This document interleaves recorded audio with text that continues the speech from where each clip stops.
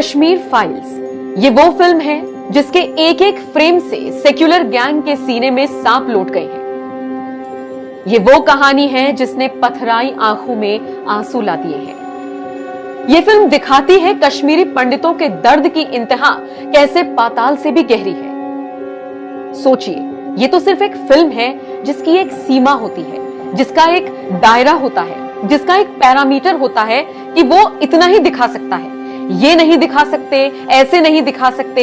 Sensor board के नियम कायदों को ध्यान में रखना पड़ता है। सच मानिए, सत्य इससे भयानक, विभत्स और रोंगटे खड़े कर देने वाला है।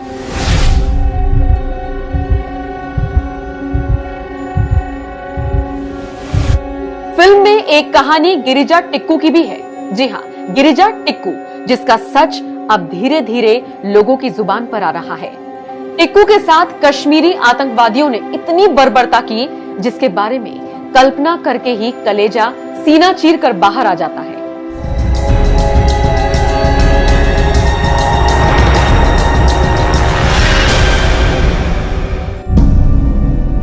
तारीख 11 जून 1990। गिरिजा टिक्कू बांदीपुरा जिले के एक कॉलेज में लैब असिस्टेंट के तौर पर काम करती थी। 11 जून के दिन गिरिजा अपनी सैलरी लेने के लिए स्कूल गई। बताया जाता है, सैलरी लेने के बाद वो उसी गांव में अपने एक सहकर्मी के यहां उससे मिलने पहुंची, लेकिन उसे पता नहीं था कि क्रूर आतंकवादियों की नजर लगातार उस पर बनी हुई है। आतंकवादी गिरिजा का पीछा करते हुए उस गांव तक जा पहुंचे। जैसे ही टिक्कू अपने सहकर्मी के घर से बाहर निकली, बस में सवार हुई आतंकवादियों ने उसका अपहरण कर लिया। गांव वालों को टिक्कू के किडनैप होने का पता चला, लेकिन किसी ने चूं तक नहीं की। बंदूक की नोक और एक आतंकियों को मिलने वाले सपोर्ट के चलते हर कोई खामोश हो गया। सच्ची और डरावनी कहानी अभी और आगे है। बात अपहरण तक ही खत्म नहीं हुई। आतंकवादियों की टोली ने टिक्कू का बारी बारी से बलात्कार किया।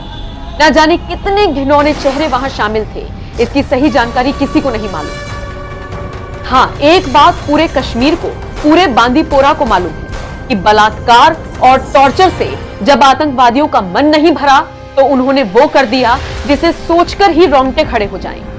आतंकवादियों ने गिरिजा टिक्कू को आरा मशीन के बीचों बीच रखकर जिंदा काट दिया।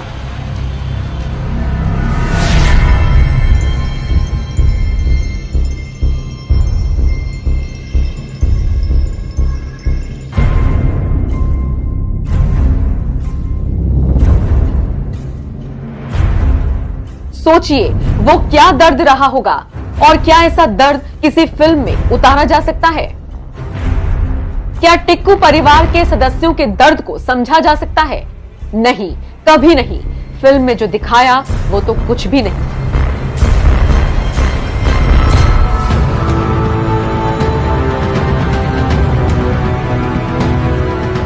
जिस वक्त गिरिजा टिक्कू के साथ बेरहमी हुई, उस वक्त उसके घर में पति, 2 छोटे बच्चे और बूढ़ी मां थी। उन्होंने जब टिक्कू के साथ हुई घटना के बारे में सुना तो पैरों से जमीन ही खिसक गई।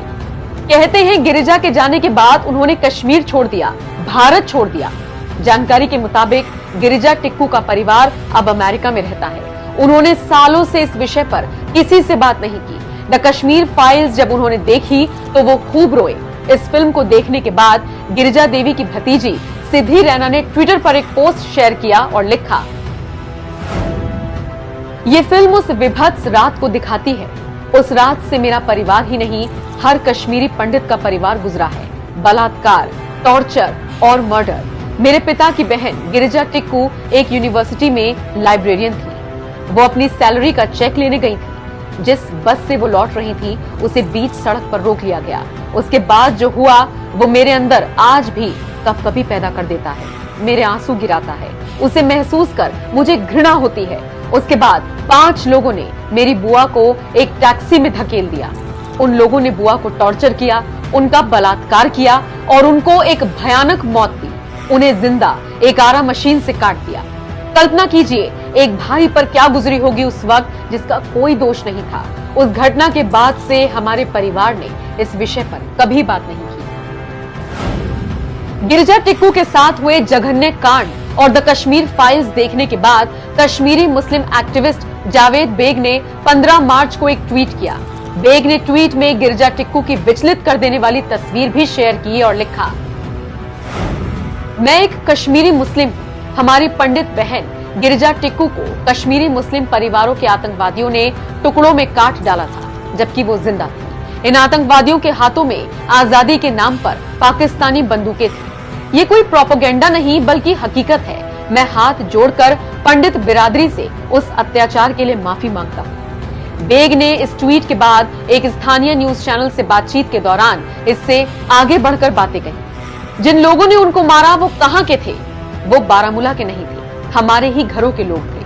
कश्मीरी पंडित कोई गैर नहीं है, ये हमारी कौम है, हमारा खून है, हमारी नस्ल है। यहाँ तो जानवर भी अपनी नस्ल के जानवर को नहीं मारते हैं। शेर कभी शेर का शिकार नहीं करता, कुत्ते कभी कुत्ते को नहीं काटते। कम से कम आज तो हमें गैरत होना चाहिए।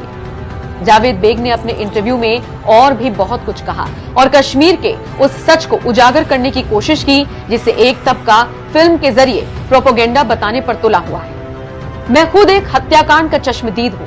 बीरवा के जिस इलाके से मैं ताल्लुकात रखता हूँ, 1997 के 21 मार्च को पहले सामूहिक हत्या हुई, वो बीरवा में ही हुई थी। इसमें दर्जनों कश्मीरी पंडितों को मारा गया।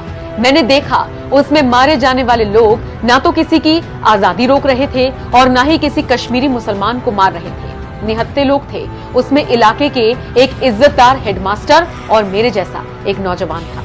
वो हत्याकांड नहीं है तो क्या है? जो गलतियां हमारे वालिद की पीढ़ियों ने की हैं, उसे एक पढ़े लिखे युवक के तौर पर मुझे कबूल करना है कि वो गलतियां हुई हैं, वो गुनाह हुए हैं और उसके लिए हमें हाथ जोड़कर सार्वजनिक तौर पर सामूहिक रूप से कश्मीरी पंडितों से माफी मांगनी चाहिए। इसके लिए मूवी की जरूरत नहीं है।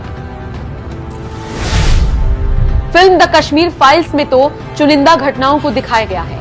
ऐसी और भी कई जघन्य वारदातें हैं जिन्हें कश्मीरी पंडितों ने फेस किया, जिसका सच पिछले 30 साल से भी ज्यादा वक्त से उनके साथ चल रहा है।